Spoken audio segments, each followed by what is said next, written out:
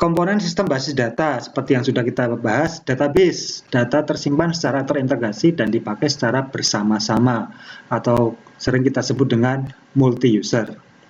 Hardware, perangkat keras yang digunakan dalam mengelola sistem database. Apa aja ini? Ada server, ada komputer, ada kabel, ada hub, ada router. Ya. Software, perangkat lunak. Perantara antara pemakai dengan data fisik. Perangkat lunak dapat berupa database management system dan berbagai program aplikasi. Seperti yang sudah saya jelaskan, jadi software ada dua jenis untuk mengelola database. Yang pertama software-software basis data, yaitu software-software yang memang khusus untuk mengelola database seperti Oracle, MySQL, SQL Server, dan software aplikasi. Software aplikasi ini software yang digunakan untuk GUI atau Graphical User Interface-nya. Ketika kita berhadapan dengan sistem, kita berhadapan dengan software yang GUI. Ya, contohnya apa ini? Seperti PHP, terus ada ASP, terus ada Java. Java ada dua, Java Desktop, Java Web, ya, Java Android. Terus ada Visual Basic, ada Borland DLP dan lain-lain. User itu kita, yaitu brandware sebagai pemakai sistem dan sistem operasi atau operating system.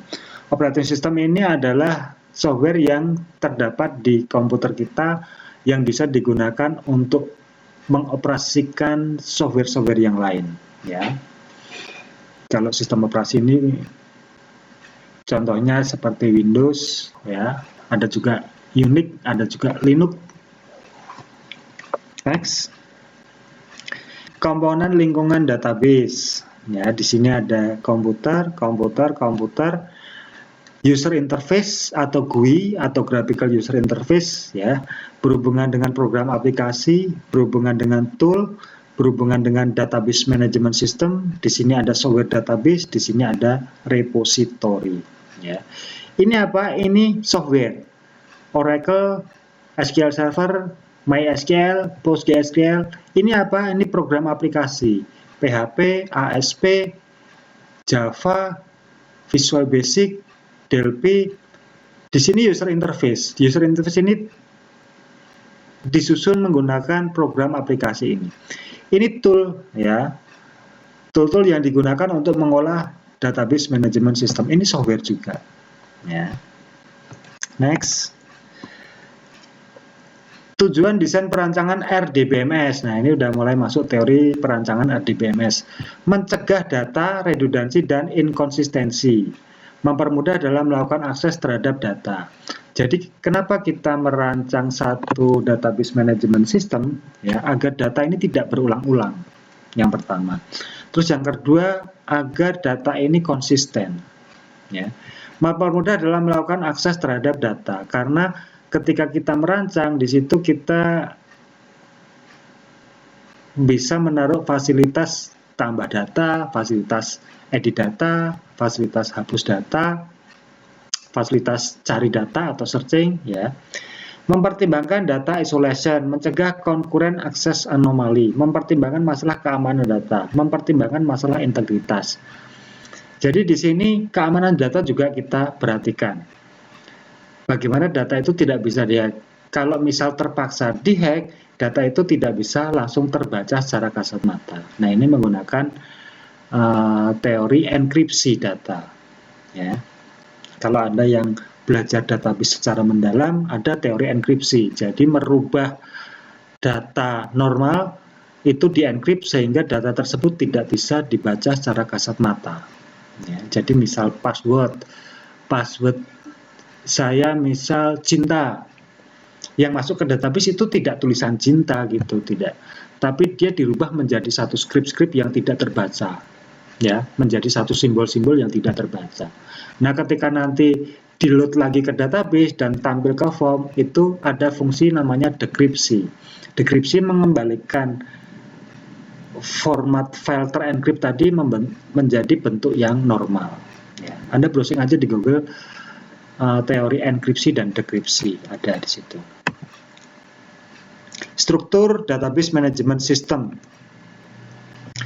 Dari bawah dulu, di sini ada data file, ada data dictionary, ada disk storage. Disk storage itu hard disk, ya. Jadi file-file ini tersimpan di hard disk, ya. Ada data file, ada data dictionary. Naik ada file manager. File manager ini kalau di Windows kita bisa menggunakan Windows Explorer. Kalau di database kita bisa menggunakan di SQL Server itu ada file manager, ya. Terus naik, ini ada database management system. Database management system. Di sini ada database manager, ada data definition language compiler, ada query processor, ada data manipulation language precompiler, ada application program object code. Ini apa? Ini bisa kita temui kalau kita menginstal SQL Server. Coba aja Anda download SQL Server. Tidak usah versi terbaru, kalau terlalu berat sesuaikan aja dengan spek komputer Anda. Nah, ketika Anda download SQL Server, ya contohnya ini.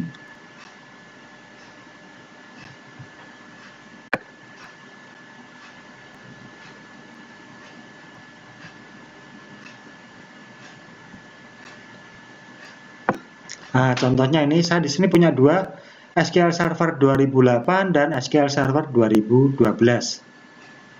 Ketika ini saya turunkan,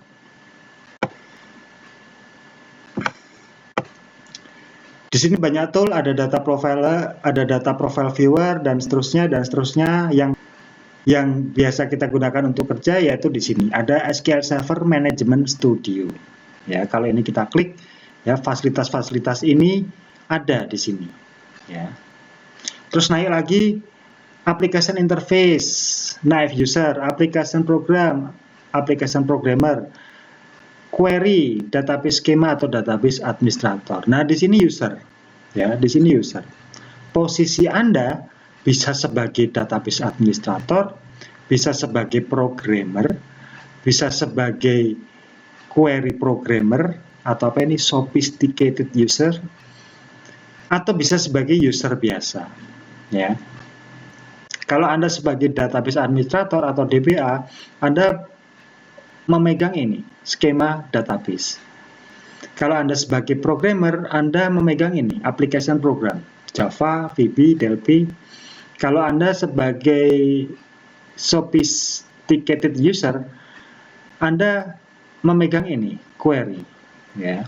Jadi script query harus hafal di sini. Atau Anda sebagai user biasa, nah ini Anda berhubungan dengan application interface. Ya, ini struktur database management system dari user sampai ke disk storage atau hard disk. Next. Arsitektur DBMS dapat digambarkan sebagai berikut. Ya, di sini ada user, ada user, ada user. Yang pertama ini analis sistem. Analis sistem menggunakan alat-alat case, ya. Kalau di perkuliahan ini menggunakan UML. UML stepnya ada use case, ada class, terus sequence, activity, state. Ini dipelajari di mata kuliah analisa dan perancangan sistem. Karena Anda dicetak sebagai seorang analis sistem di sini. Dari sini terus masuk ke DBMS.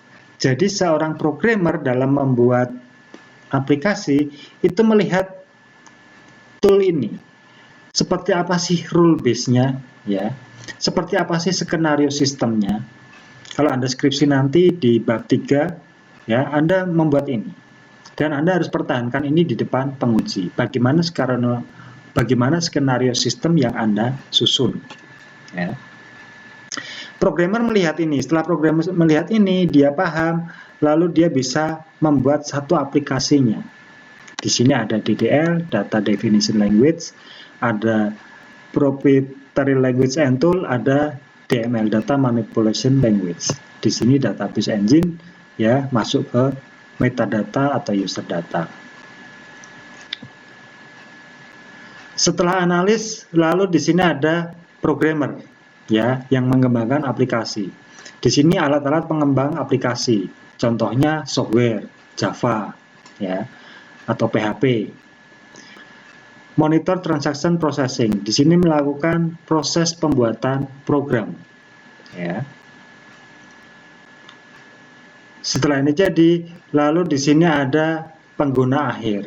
Pengguna akhir ini menggunakan tool query untuk data manipulation language. Data manipulation language itu apa? Ya, kalau di mata kuliah praktek itu ada insert, ada edit, ada update, ada delete data, ya. Nah, ini digunakan untuk mengolah data yang ada di database. Oke, sekian dulu kuliah dari saya membahas mengenai database management sistem terdistribusi. Semoga bermanfaat.